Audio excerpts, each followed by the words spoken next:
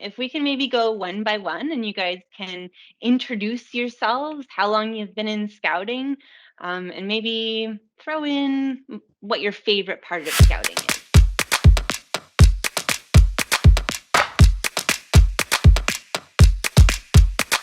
Okay, I guess I'll go first. I'm Alex Jackson. I've been in scouting for 11 years, and my favorite part of scouting is the adventures and the people. Cool. I'll go next. I'm Jackson. I've been scouting for, I'm pretty sure, 11 years, and same reason as Alex. I'm Richard. I think it's 9 years now. Yeah, last year Beavers, still first year events at the moment. So yeah, I'm pretty sure that's 9 years. I think I did my math right. My favorite part of scouting is being able to get out and just do all this stuff and be with people that actually enjoy it and aren't going to complain the whole time we're doing something. Good stuff. My name is Jamie. I've been in Scouts for 7 years now. I started off in Cubs. I think my favorite part is honestly just being outdoors and hiking. My name is Michaela. I've been scouting for 4 years, and I think my favorite part is just being outdoors and having the adventure. It's cool. You guys sound like a really outdoorsy bunch. Is that fair to say? Yeah.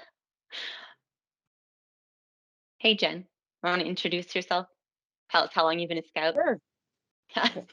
My name is Jen. I'm the Cub Leader and the Group Commissioner. I've been in Scouts, I guess if Richard's been 9 years, it'll be 8 for me because he was in Beavers a year before I started. Okay. I wasn't keeping count, but I think that we've got a cumulative total of maybe like 50 or 60 years of scouting experience here. So kudos to you guys. I'm going to jump right into that backpacking trip. Maybe someone can tell me, or maybe you guys can just take turns if you have something to share. But I want to know how planning the backpacking trip came about. Whose idea was it? How did you get the idea? And how long does it take to plan something like that? I'll start saying things since Alex seemed a little apprehensive on starting. On the time it takes to plan things, I think paperwork aside, it takes like 30 minutes to an hour tops to flesh out what we plan on doing and stuff, depending on whether or not we're planning meal plans and all that. Especially now that we're in Scouts adventures and whatnot, lots of the times meal plans are up to the individuals, so that cut a lot of time. I remember in Cubs that would be like an hour and a half fighting over who had what food preferences and who wouldn't eat something. So that was one of the positives of COVID, is everyone got to like make their own meal plans. But yeah, actually planning stuff only takes like half an hour to an hour, and then paperwork depends on how extensive the paperwork is. I'm not usually our paperwork guy. I've been doing more paperwork lately, but I think it usually takes an hour, hour and a half to do paperwork. Depends on, Alex is shaking his head. Yeah, okay. Sorry, it says Jackson is your name, but Alex, you're shaking your head like, No, it does not take that. It takes way longer to do proper paperwork than an hour. So I did paperwork for a recent caving trip we went on in the Tassus Caves for 2 days. We'd stay in a backcountry cabin. That paperwork took me about 5 days of work. Working on it by yourself, or were there other people helping, or by yourself? Yeah. When you say proper paperwork, like what all is included in that? This isn't a test. I just want to know, because the way you guys at First Willow Point are doing it, these things just make sense. But with Scouts Canada potentially listening, and beyond, what's the proper paperwork? So our paperwork has been very structured for the last 4 or 5 years. My dad, Scouter Jed, started making a template about 4 years ago, and that was off of a template from Maxine, who used to be a scouter in Gold River, who you may or may not know. That paperwork has become more and more of a template for everyone who has built on it. And so now it covers everything from natural disasters, evacuations, how to use the spots, the people, location, maps, and all sorts of stuff. Got it. What's a spot? So spot is our specific emergency beacon. There's other brands. There's the Spot, the InReach, and such. We currently use the Spot, so there's a little section in there specifically how to use the Spot, and that was added after our search and rescue call. Got it. So, how, like, in that paperwork, how do you guys plan? How does First Willow Point plan for emergencies?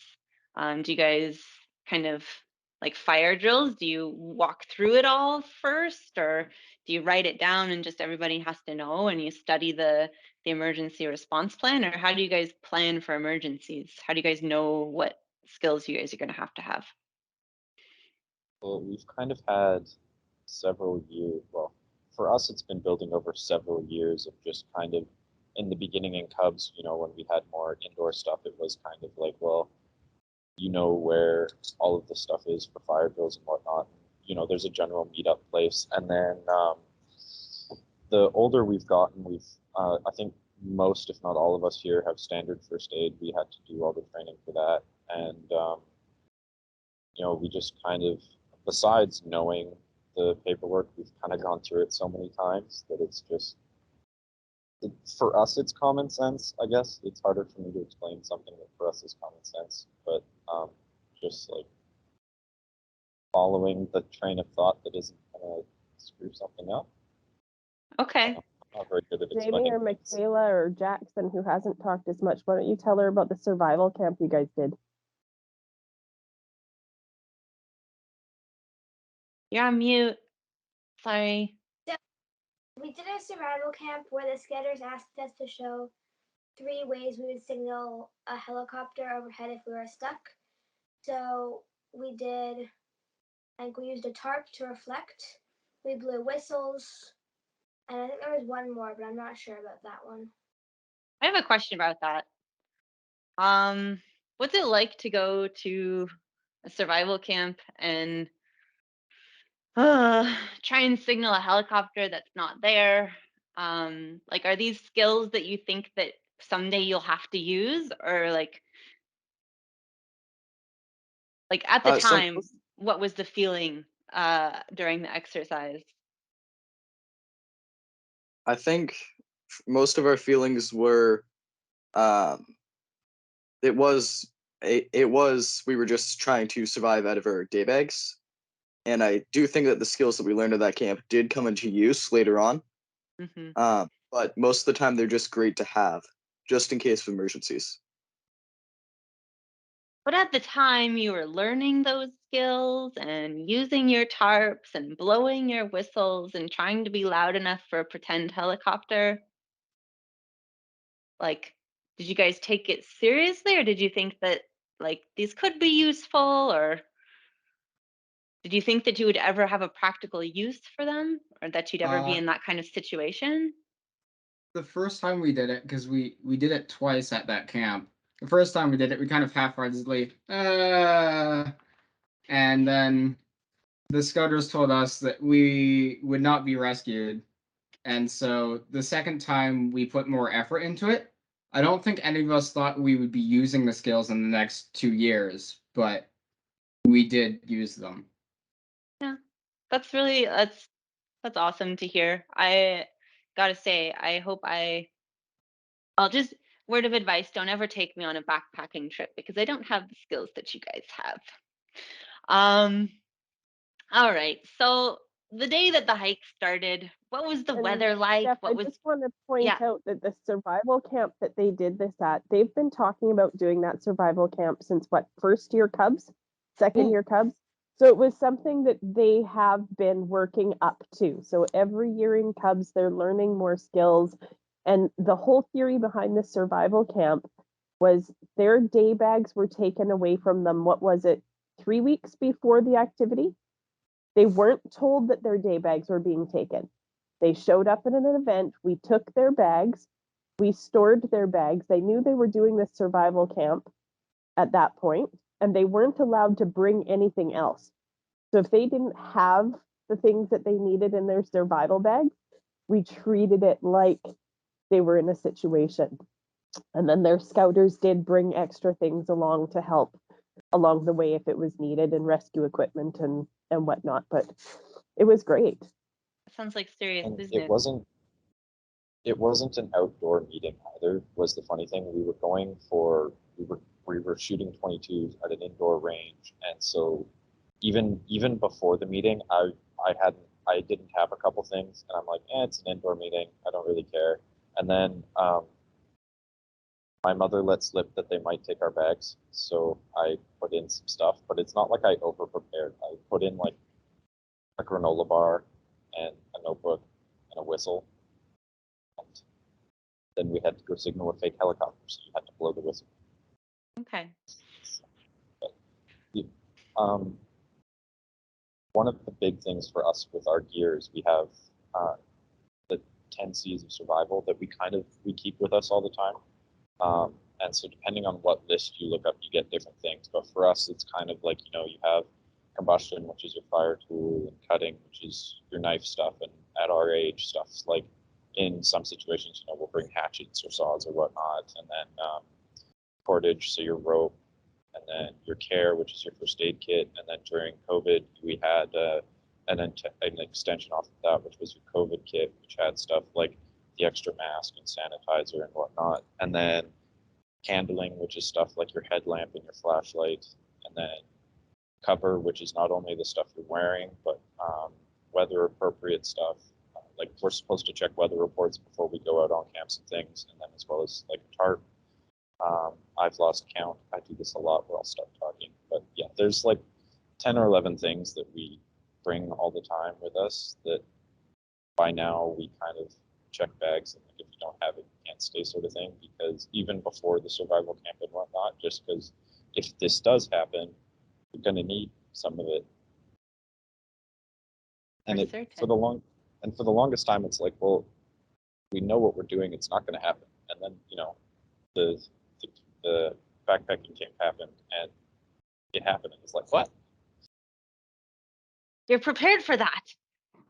That's the best case scenario for a situation like that. So back to the first day of the hike. Can you guys tell me what it was like? What were people feeling like? Was it cold or hot or raining or foggy, or what was going on? Or were packs really heavy? For weather, it was extremely hot. We were right in the middle of the summer. And lots of our path, we weren't under shelter of the trees because we're going up into the alpine. And so it was very hot. We had to make sure we stopped for water a lot during our hikes.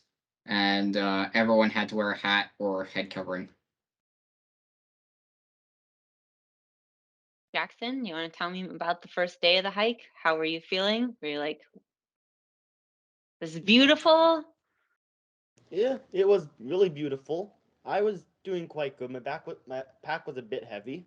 Mm-hmm. I'm assuming most people's packs were a decent bit heavy. Everything went quite normal though, the first bit. The scouters were walking on the slower side around the end of it, I believe. Ooh. Okay. Jameson, any thoughts, any additions? How was the first day? First day was great. Weather was hot. We did stop for water and to soak our hats constantly. The scouters did start to get slightly slower towards the end of the day, but nothing too extreme. All right. Michaela, thoughts, feelings? Yeah, I'd say the weather was pretty hot. We had to stop a couple times. The scouters did slow down, but that also made breaks for us to stop along the way. And overall, I think most people were just feeling slightly like, most people were pretty excited to do the hike. Yeah. there any worries with the hot weather?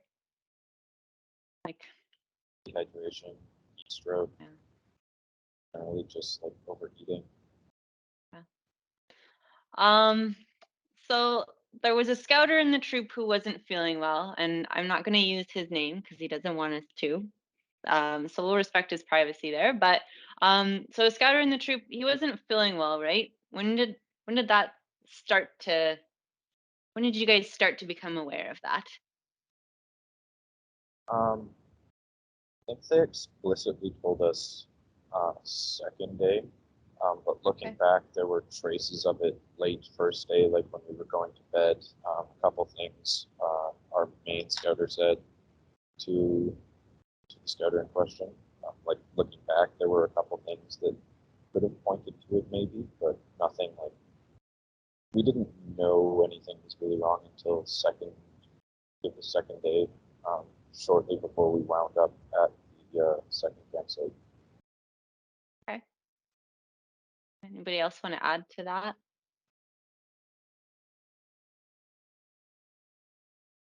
Yeah, so as Richard said, he was slowing down second day quite a bit, and when we got up to the second campsite, we still wanted to go up to Berg and then come back down, and that scouter told us that he would not be able to make it up there. And if it was a kid, we wouldn't have gone up. We would have all stayed down.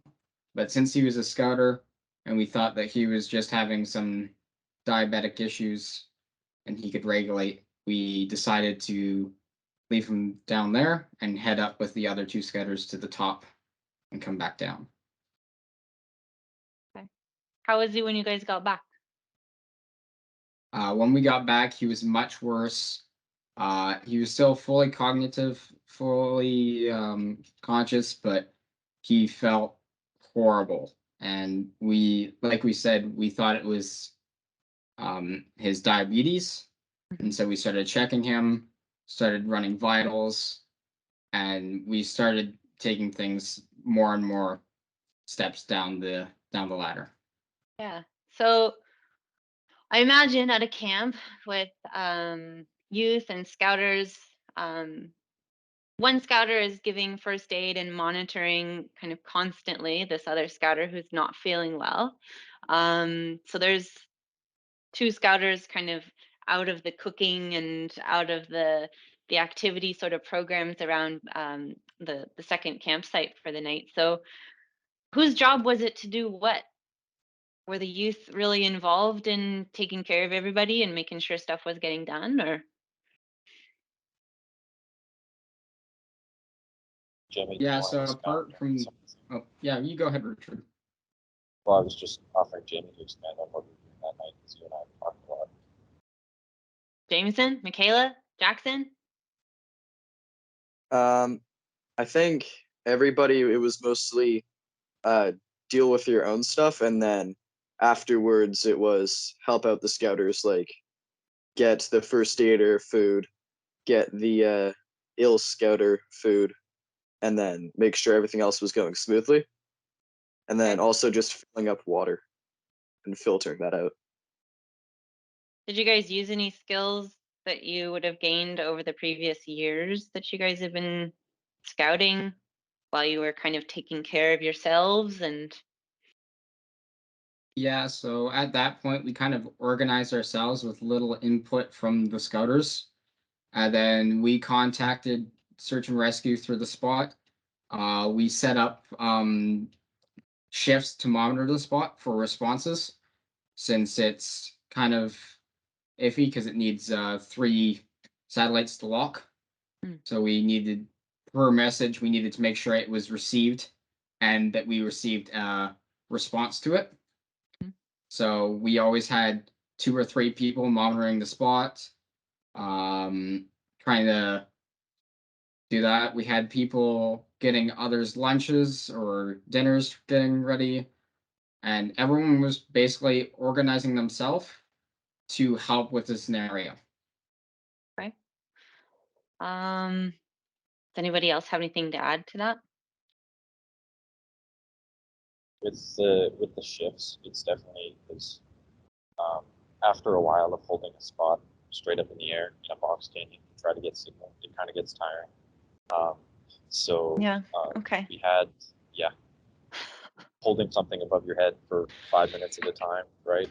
So we had every couple minutes we'd switch out. When we had 3 people on duty, we basically have 2 people playing cards, and we'd all be kind of chatting while somebody was doing that. And then eventually, I can't remember which one of us had the idea, but we used somebody's walking stick to stick it up so that we could get it even higher.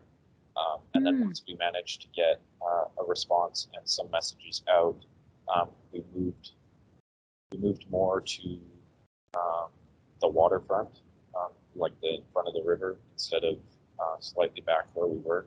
And then we kind of just set it up on the stick, so it was like 6 feet in the air, and just kind of tied it up there, and then sat and checked on it every once in a while to make sure everything was good. But before that, it was very much trying to get the signal out, because that's kind of the hardest part, is making sure the SOS and the information goes out. And then after that, it's just getting communication back on when they'll be able to arrive. So if you guys think about what you did to be organized and to make sure all of those things are happening, what other camps or activities have you guys done in scouting over the years that helped you to be able to be like that? Because not every group of kids is like that if you think about your friends at school. What have you guys done that's helped you? Part of it is our whole group collaborative. Most of us have known each other for at least 3 or 4 years. And if we had a different group of people, we probably wouldn't have been able to do what we did that night. We've done many camps together, and our scouters put us on a 4-year plan when we started scouts, that they wanted us to be basically completely independent by the end of scouting. So when we did this camp at the end of our 4th year of scouts, some of us, even in first year of scouts, all of us work very well together, and all of us have a lot of skills and experience on independence and working for the group. That's awesome. When you guys had to decide that we're going to use the emergency plan, put that into action, who makes that decision, and how do you guys know who's doing what?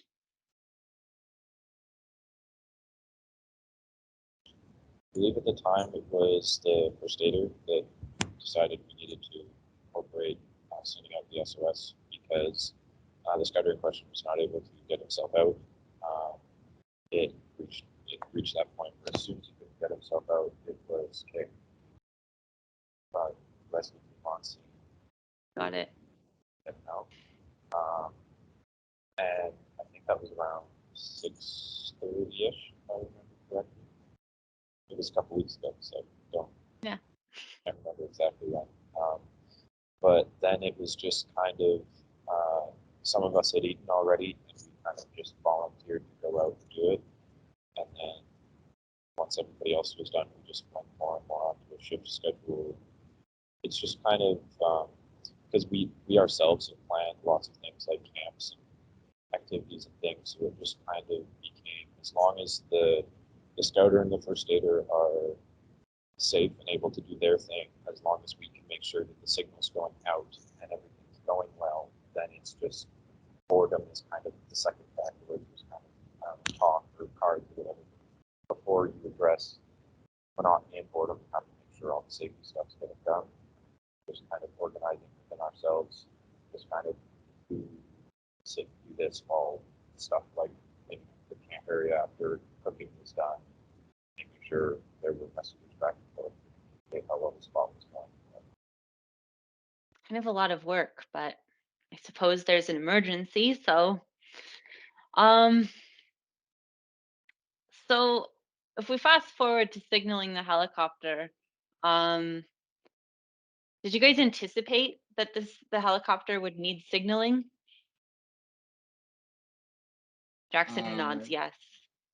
Yeah, a helicopter is not going to see a small group of people on the ground, especially in a box canyon. that's kind of common sense that you would need to get the helicopter's attention. The spot does have GPS, but that doesn't really help them try and land or try and get people into the site. So as soon as we heard the helicopter, Sam, the scouter in charge, dictated that me and Jamie go out and signal the helicopter. And so we ran down through the forest to the river and tried to get its attention right away. Jamie, what'd you guys use? Alex had an emergency blanket that he had inside of his hammock with him. He was flapping that at the helicopter. I had my headlamp, and I was just putting it wide circles above my head to look not like a normal camper, like something's happening down there for them to go check out. Just Okay. as a hey, look here, we need help. I mean, you guys already know I'm not an experienced backpacker. I haven't taken survival skills, but are wide circles something like, is that something that you would have learned at other scouting activities, survival camps, signaling activities, that sort of thing? Or is that the common sense that I don't have that you're talking so much about?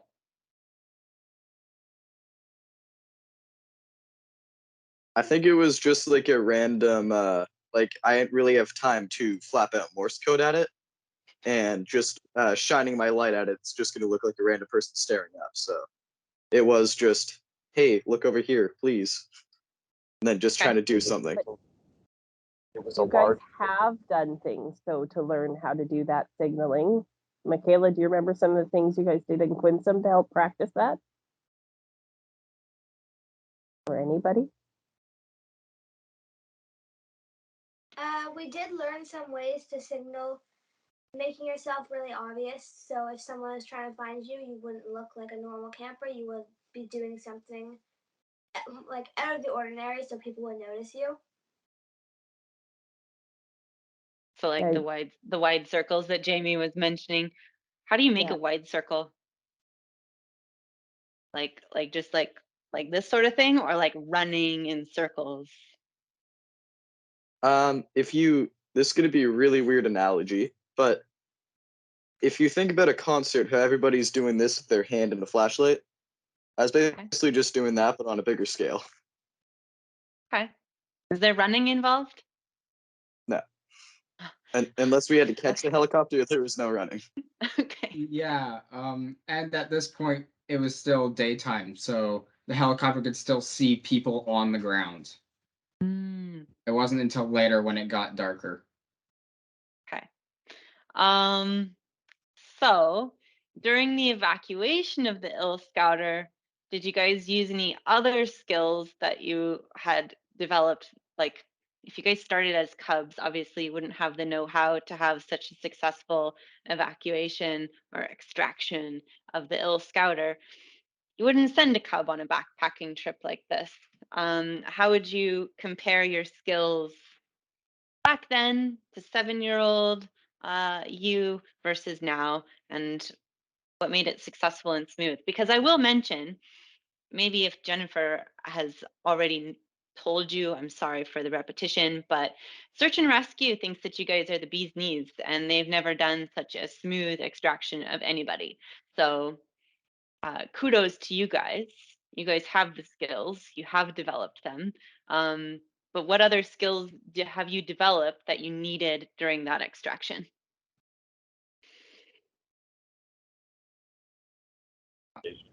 As Richard said, the first aid. And so just about actually every single youth on that trip had at least standard first aid at that time, which Okay. none of us would have had in Cubs. Richard, you can go ahead now. I was going to say our communication. Communication? So much better as just, I mean, for one, being older, it's easier to communicate, but also just because we've worked together for so long, we've done not just camps together, but we've gone out of our way to do team building exercises and things, right? So, I mean, if we're to compare Cubs to now, it's definitely being able to communicate towards doing different things.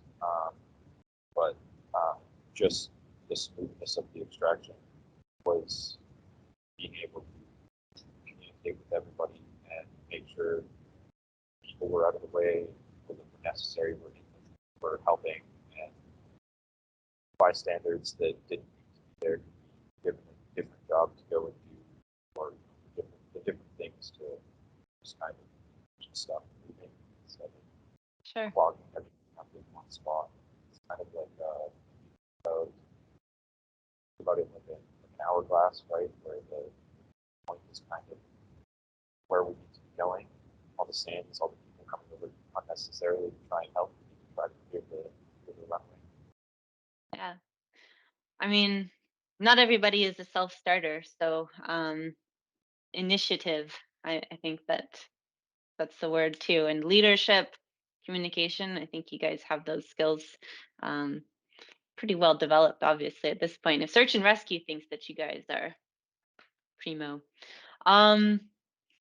So I wanted one by one. I'll try to keep it to one question at a time.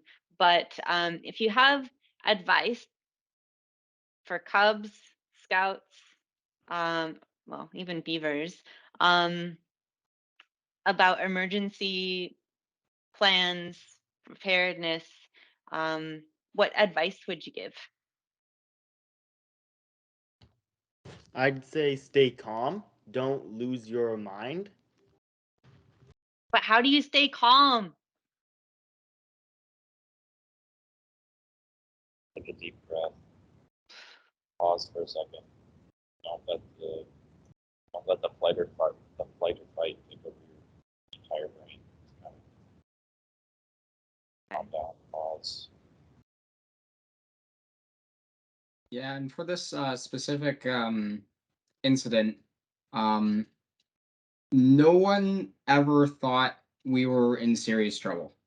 Our scouter was conscious the whole time, fully cognitive, just couldn't get himself out.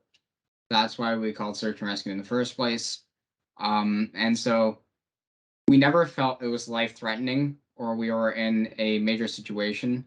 We just took it step by step and led our way through. Good. Jamie, advice? Yeah, I totally think just if you're starting to panic, just stop, take a deep breath. If you have time, talk to somebody. I find that actually doing something helps a lot.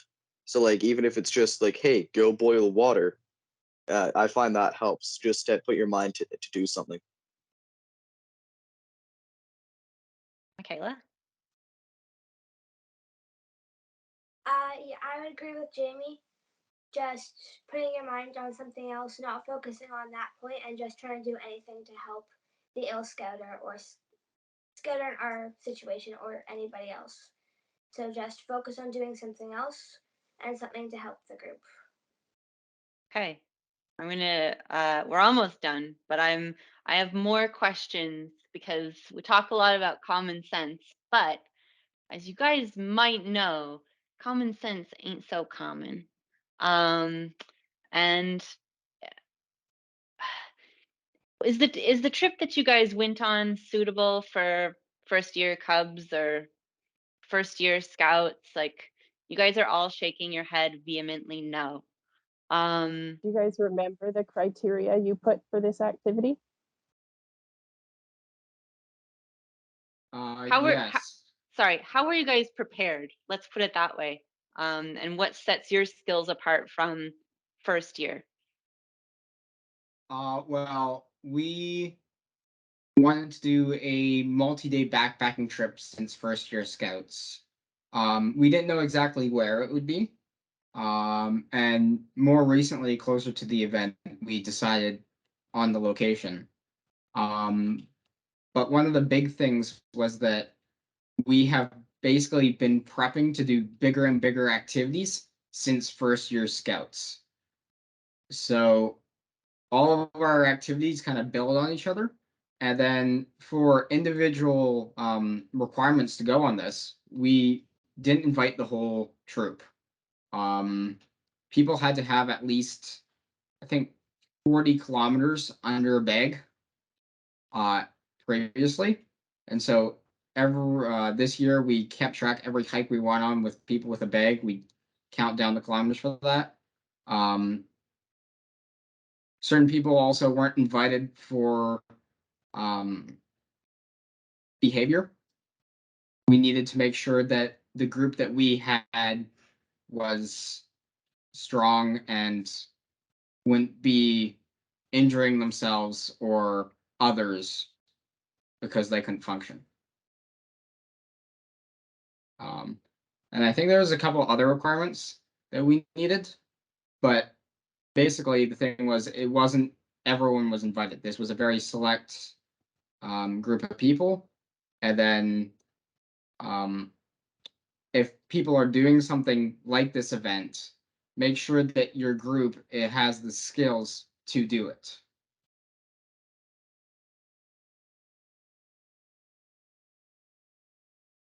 Jump in, Michaela, Jamie, Jackson, Richard. Yeah, for requirements, it was definitely you had to have previous backpacking experience. You had to be able to hike for a long time with a bag on your back.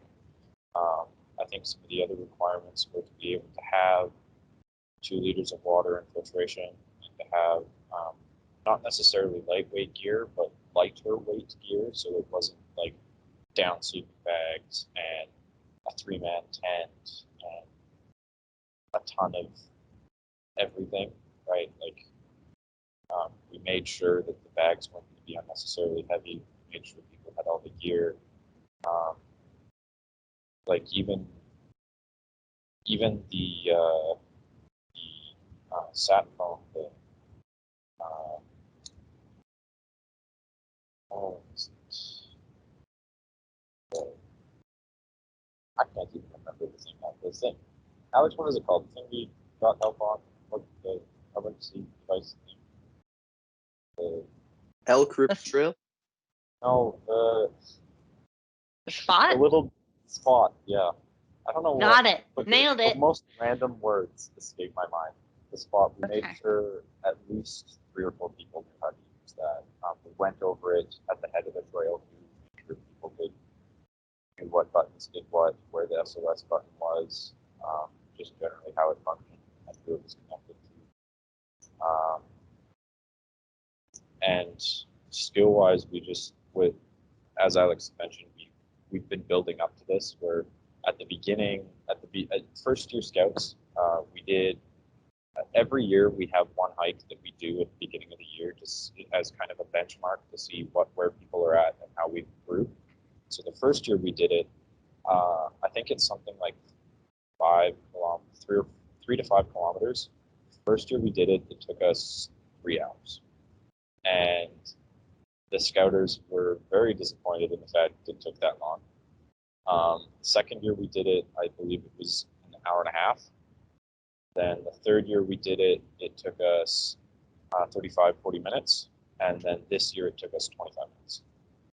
What were you guys doing the first year? Oh my gosh.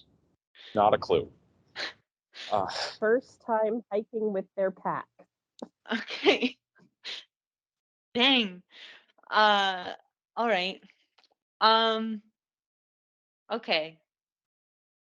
Jackson, Jamie, I don't know how you cut down from 3.5 hours to 25 minutes, but maturity, maybe practice, experience, like you said.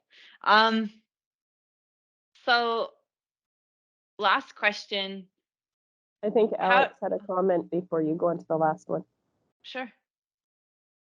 Yeah, I did have a comment. I wanted to mention that Michaela is a first year and was invited to go on this trip. So it wasn't based on age, it was based on skills and maturity, for sure. All right, Michaela.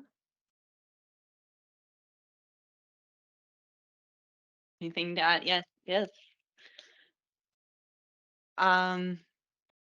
So my last question, and I have to have this answered by each of you guys, but very simply, having been so well prepared, how did you feel at the beginning of the hike, and how did you feel afterwards? And how do you feel now? How do you feel about yourselves?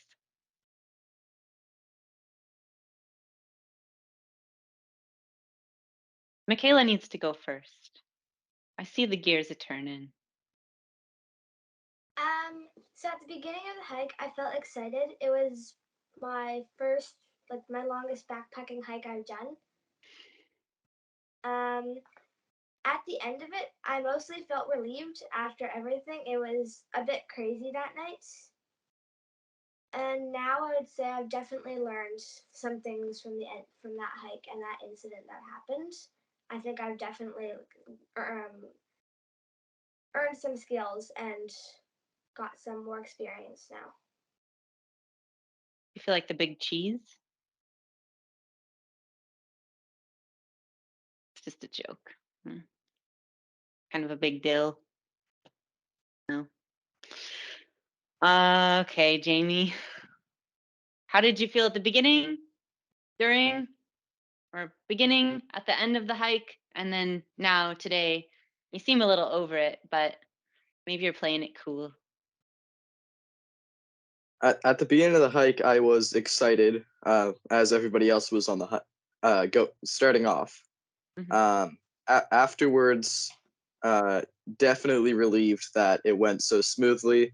Nothing else went wrong. And then now I'm just happy that everything went smoothly. And now I have skills if that happens again or a similar situation. Okay.